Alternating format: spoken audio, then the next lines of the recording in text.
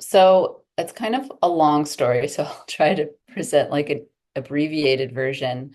So I guess I originally got into music theory in my undergrad. I was a music and German studies double major. And I did a little bit of work on metal at the time for an undergrad project, but there wasn't much coursework or supervision available in that area at my school at the time.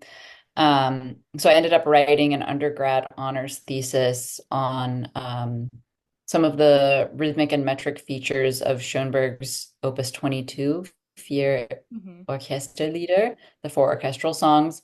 Um, and that for that, I read most of Chris Hasty's uh, main book, and which was a lot for an undergrad to take in, but I was really into it.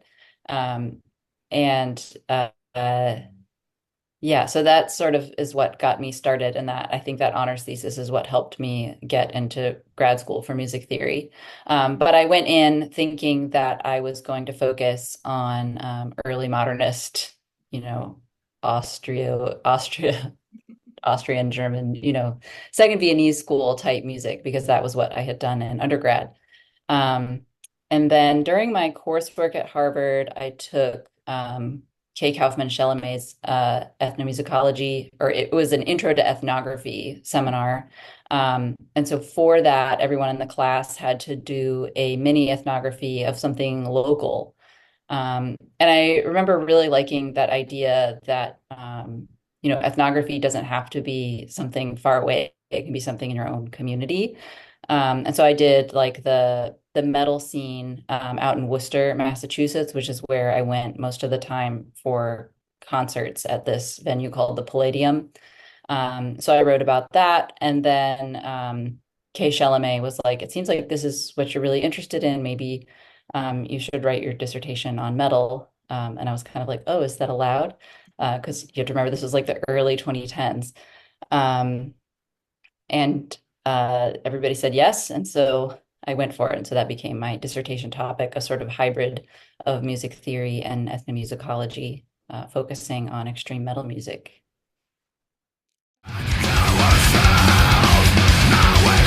Well, I mean, that's a band that I've been following since like the early 2000s when I first got into metal. Um, and I think I'm not sure the first time I actually saw them. It was probably like between 2006 and 2008 sometime. Um, but the first show of theirs where I really remember the light show is from 2012.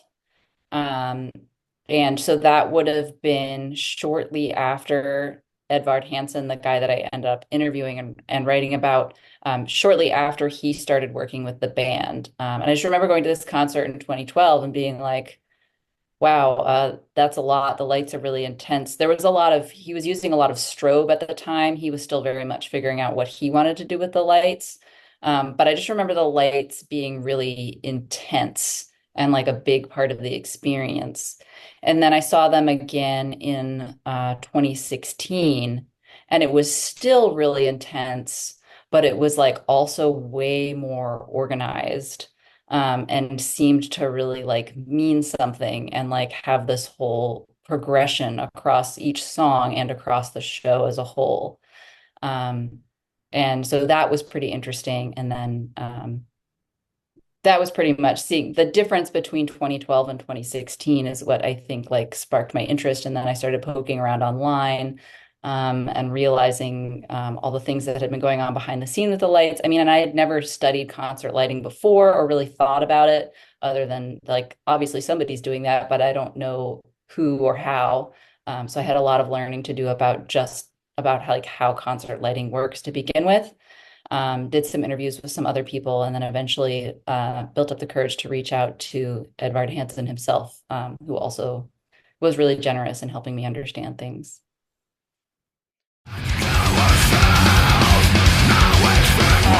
Yes. So Edvard Hansson himself will acknowledge, right, that he got the idea to like track the rhythms that way from seeing other bands do it. The difference though was that like the bands that he was looking at had like it's more like typical rock music where he was trying to track these like much more complex rhythms with the lights. So it like added a layer of complexity what he was doing. Um, but I have also seen I've seen it in other metal bands sort of. So Car Bomb, whose shirt I'm wearing today, um, they do they do these days like a sort of similar thing, although it's all punted from what I've seen, meaning like the lighting designer is just doing it on the spot. Um, but they do a similar thing where it's sort of tracking the rhythms. And I saw them, I think, yeah, it was 2022 on their tour with Between the Buried and Me. Um, and I have a friend who saw them like at the beginning of the tour who said that like the lights were a bit messy. And the guy doing the lights kept, making mistakes because he was punting it, and their music is like insane in terms of rhythmic complexity. But then I saw them toward the end of the tour, and it was clear that like all that practice had paid off and things were looking like really clean.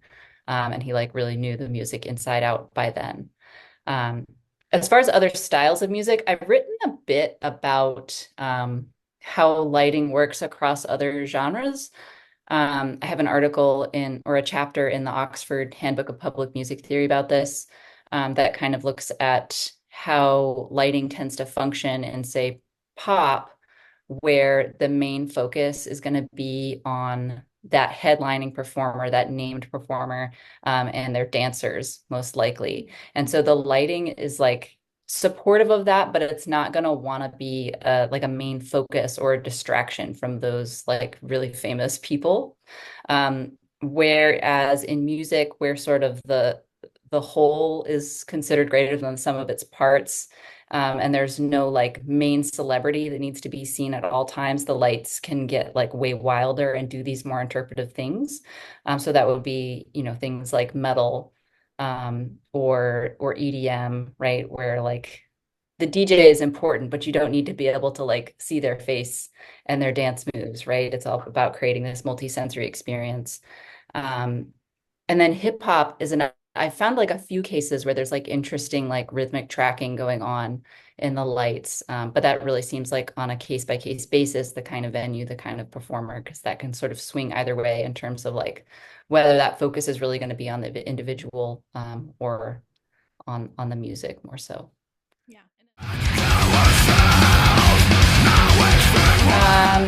I think I don't like, I haven't, surveyed enough specific lighting designers to know that.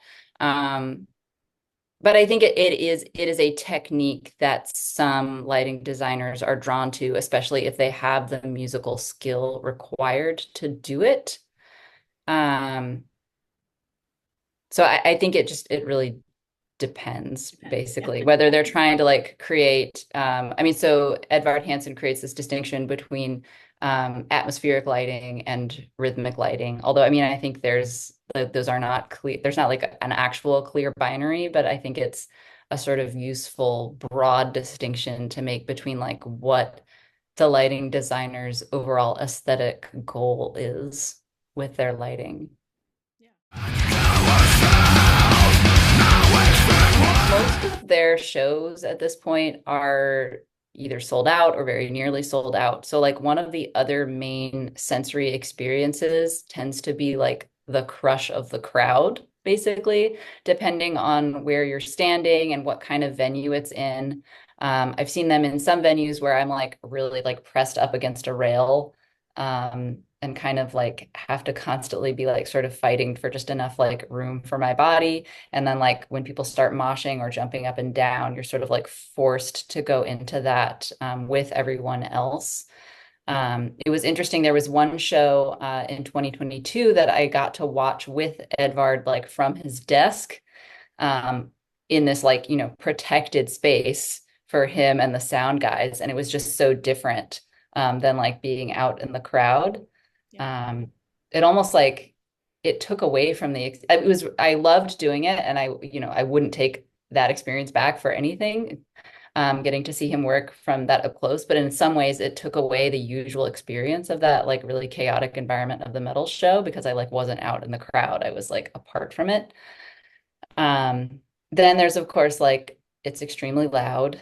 Um, and I think if you're not used to that music, like the distortion and the screaming can be a lot, but it's hard for me even at this point to like sort of recognize that, I guess, because this is a kind of music that I've listened to for a long time, so it doesn't like really overwhelm me anymore. But the loudness also is a lot. And so it's just like this, I mean, it's very like overwhelming to the senses and you're just like totally swept up in it. And I think the lighting um, contributes to that because it's both the lighting exerts kind of a lot of control over you in a way because it both tells you when the energy is going up and when it's going down.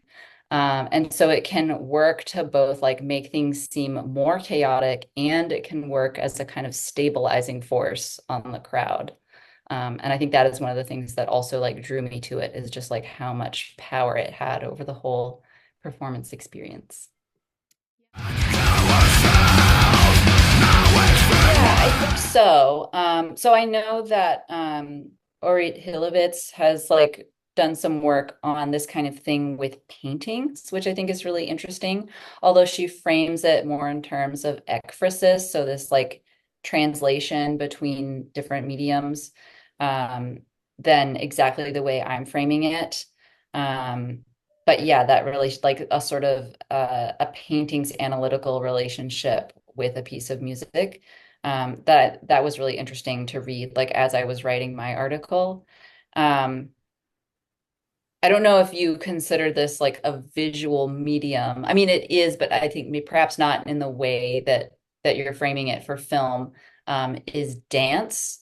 So I'm thinking of like some work by David Kaminsky on Swedish polska. That there's an article by Rebecca Simpson Litkey and Chris Stover on salsa dancing that uses a lot of these kinds of ideas. Some work by Kofi Agawu on African dance. I think there's definitely a sort of like there's like a moment for this kind of thinking as recognizing like various kinds of embodied modalities and different kinds of media as sort of analytical approaches themselves. And then I know Jeremy Tatar has done some work with this on like sampling as an analytical practice, although that's not visual, I suppose, but it's another like audio practice that involves this kind of like analytical work to produce a new piece of music. Um, I think it could have applications to music videos, especially. I think it would really depend on the type of music video, though, right? Is it building like a straightforward? Is it telling a story, or is it something more abstract? I'm not sure where I would draw the line there, but perhaps that could be something for you to explore. No, that was from a roommate from when I was in grad school, who was not a music grad student at all. He was just a person with a real grown-up job that I shared an apartment with, um, him and his partner for many years. And I think he was just trying to like celebrate and like congratulate me when I was like finally finishing up my dissertation, and he was like, "Oh, you're about to be Dr. Death Metal. That's so cool." Um, and so I kind of, yeah, I felt very honored by that.